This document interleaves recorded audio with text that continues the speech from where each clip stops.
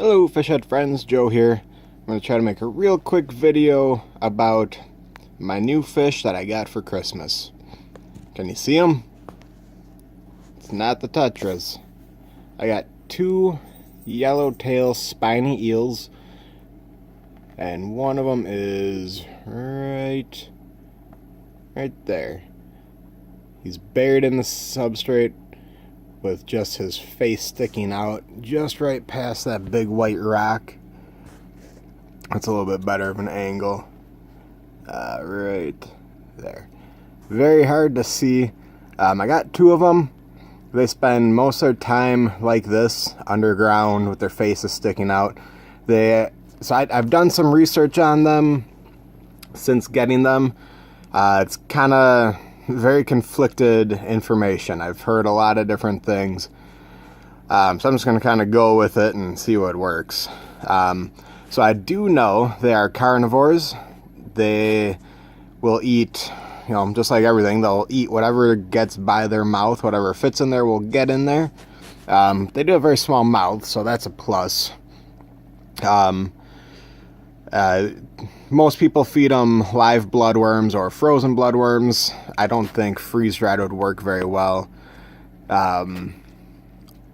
They get to be 7 to 8 inches long, and they're very peaceful. They're community fish, but like I said, they need to be able to burrow. I think this gravel size is not ideal for them, but they can get in and out just fine. This is just temporary. This is the quarantine tank. I didn't learn much else about them. Like I said, there's a lot of conflicting reports saying they breed in captivity and they don't breed in captivity.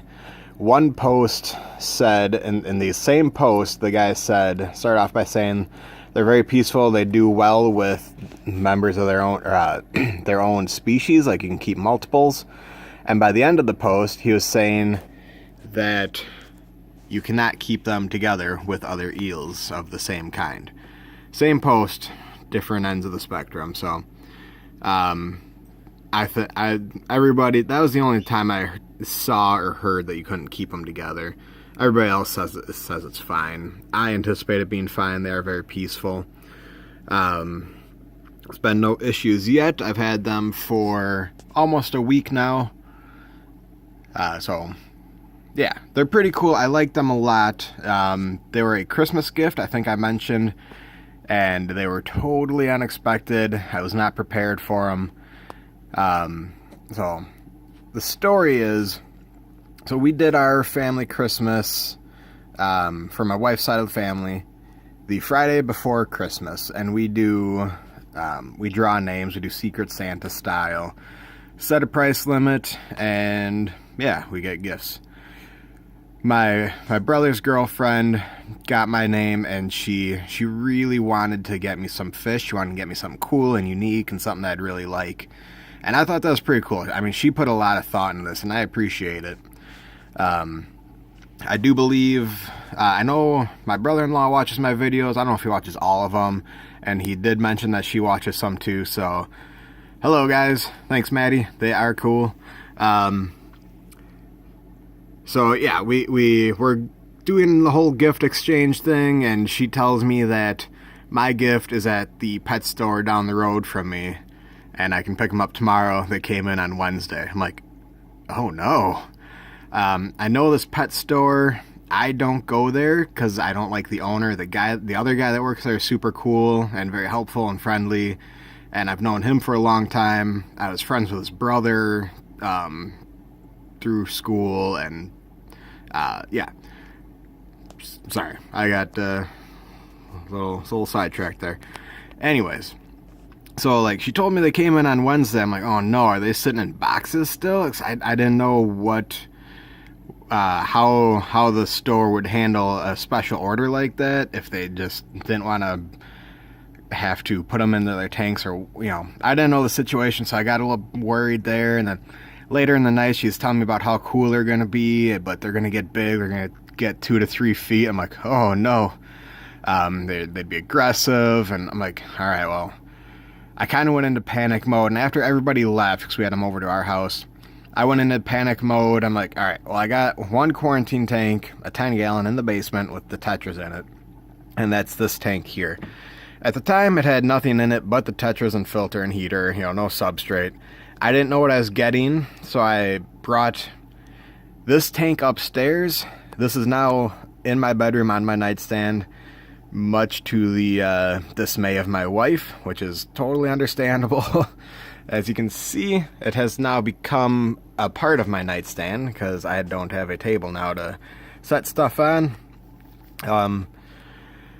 So yeah, so I get this all set up, 11, 12 o'clock at night, just like when I do everything. And I get this set up and running, and I have another 10-gallon and a heater that kind of works, and a lid for a much bigger tank. So I set up another quarantine in the basement with an established filter. All hodgepodge together. I didn't know if the heater was going to work reliably, but it's what I had. And so the next day, I go to the store to pick them up. I'm really nervous. I'm kind of stuck in my head. I'm like, all right, our price limit is $25. What did she get for $25? What does she get 2 of for $25? That's going to get 2 to 3 feet big. So I was really freaking out. Like, did she give me Oscars? Well, those don't get that big.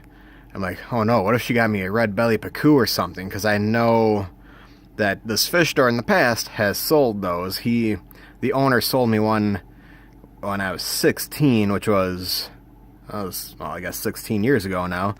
He sold me a red belly Pacu as a teenager. That was totally, before I was on the internet and all that stuff, wasn't researching. I just thought it was a cool fish, knew nothing about it. Well, that's a monster fish that, yeah, it was a bad situation. That's why it's a lot of stuff like that why I don't like the owner of that place. Like I said, the other guy that works there is cool. They have nice stuff, but getting distracted again, sorry. So I pick the fish up. They show me what they are. They tell me a little bit about them. I'm like, oh, well, that's a relief. I can do something with these. So, unfortunately, I'm not able to show you what they look like. There's just this one guy by the rock with his face sticking out. I don't know where the other one is. They are going through quarantine right now. This is day 6 of the Med Trio. I did feed a little bit of bloodworms last night just to see if they'd eat. I think they kind of picked at it a little bit, but it was really cool. They were both out swimming around last night, being active, kind of playing together. I would have filmed that, but my wife was sleeping, and like I said, this is right next to my bed, so that wouldn't have worked out well. So that's my 2 new fish. Long term, I don't know what I'm going to do with them. Potentially they could go into the 75-gallon cichlid tank. It'd be a rough life for them in there. They might get picked at, but I do think they'd be okay as far as the fish go. But getting them food would be difficult. I saw one cool trick. A guy had eels with his Africans, and he stuck some bloodworms into like a glass soda bottle and dropped that in, and the eels shot into the bottle, ate their food, and popped out, and the cichlids couldn't get to it. So that was actually pretty cool. I don't know if I would do that every day or two. That seems like extra work that I just might not do. Otherwise, I might put them into my community tank. My 10-gallon guppy tank at some point, hopefully in the next few months, will be upgraded to something with the footprint of like a 20 long or 29 or a 37 tall. But that's just some extra work I gotta do and get some stuff and all that fun stuff. They would work fine with guppies. I might eat some babies that get too close. The main problem is I assume they eat shrimp. So that might be an issue I'll have to conquer. For now, this quarantine tank is going to be their home. I don't think it's going to be the quarantine tank anymore, just because I don't want to keep medicating these guys. Not that I get a lot of fish that need medication, but I don't know. Like I said, I have another hodgepodge 10-gallon in the basement. Once I get I just need a heater for it basically, and it'll be good enough. So that will be the new quarantine tank eventually. But that's what I got. Thanks, guys. Talk to you later.